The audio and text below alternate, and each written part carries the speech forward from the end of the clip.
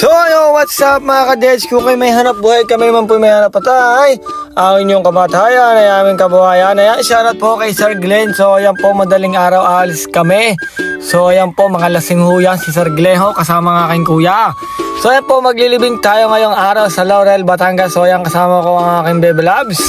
At nang makagala naman daw. At syempre, tumigil muna kami ni na Kuya Bikoy dito lang sa 7-Eleven at nag-cup noodles. At ayun, nandito na ho tayo sa Laurel, Batangas sa Maria Cristina Funeral. So at ayan po, numpisahan ko na rin po muna maglinis ng sasakyan. At ayan po, si Boss Ryan at si Boss Jay na kupal, nagtatanggal pa ng muta. At syempre, hindi mawala ang aking paghaspe. At ayan, umaga na ho. Ayan, kitang-kita naman ang Tagaytay. Ayan po, yung malaking bundok na yun. So ayan, naalis na ho tayo. At tayo po maglilibing sa barangay Paliparan ng Laurel.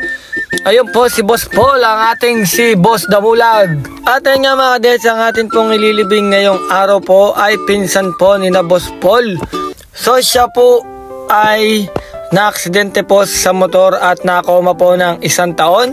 So Christmas din po siya na-aksidente ng 2023 at yumao po siya ay mismong Christmas din po ng 2024. Halos saktong 1 year po siyang naghirap mga kadeds. So rest in paradise, John Marco. At pagdating din po namin sa bahay po ay nag-umpisa na rin po kami maghakot po ng mga bulaklak. Ang staff po ng Maria Cristina Funeral Service ng Laurel, Batangas.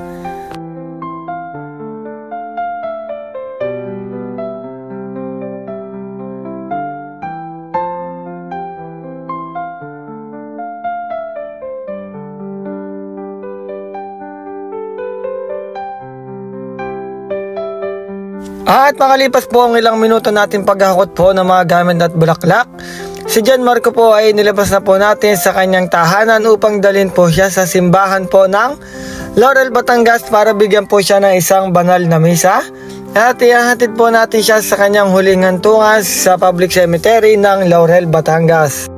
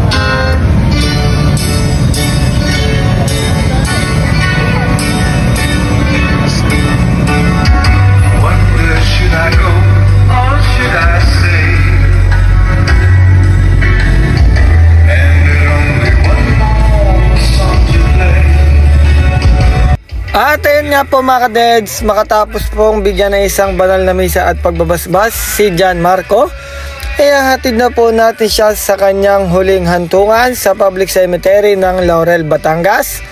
Rest in paradise aming kapatid na pumanaw, John Marco Landicho.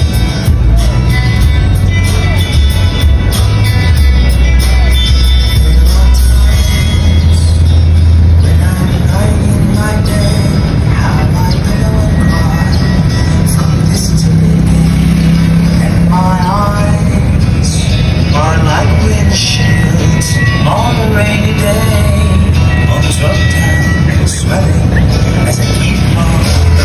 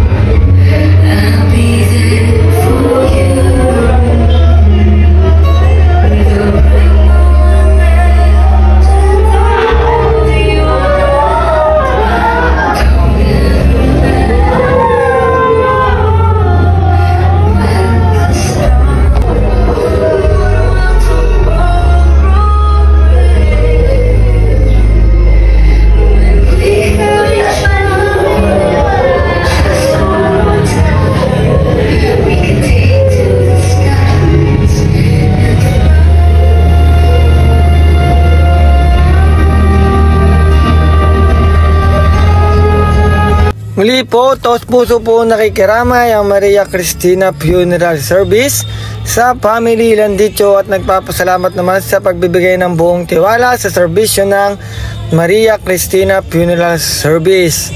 Muli po, paalam aming kapatid na pumanaw, John Marco Landicho, rest in paradise. Lagi mong gagabayan ang iyong mga mahal sa buhay na naulila at naiwan mo dito sa lupa.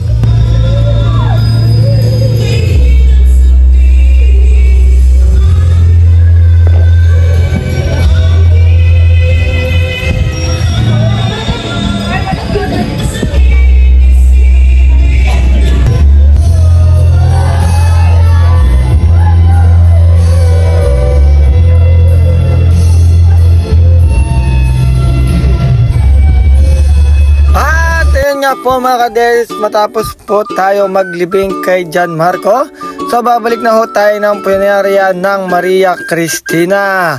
So yung what's up mga kadels, so shoutout po kay Boss Buraot. Ayan, si Boss Buraot po ang may-ari ho ng Maria Cristina Funeral. At ayun, walang Diyos si Boss Paul, nauna pa sa first. At ayun, sa hura na, bilang na bilang ating Boss Buraot. Muli po, maraming salamat sa inyong panonood mga kadets. So uuwi na ho ako dahil lobat na. So maraming salamat po. Please follow, like, and share mga kadets.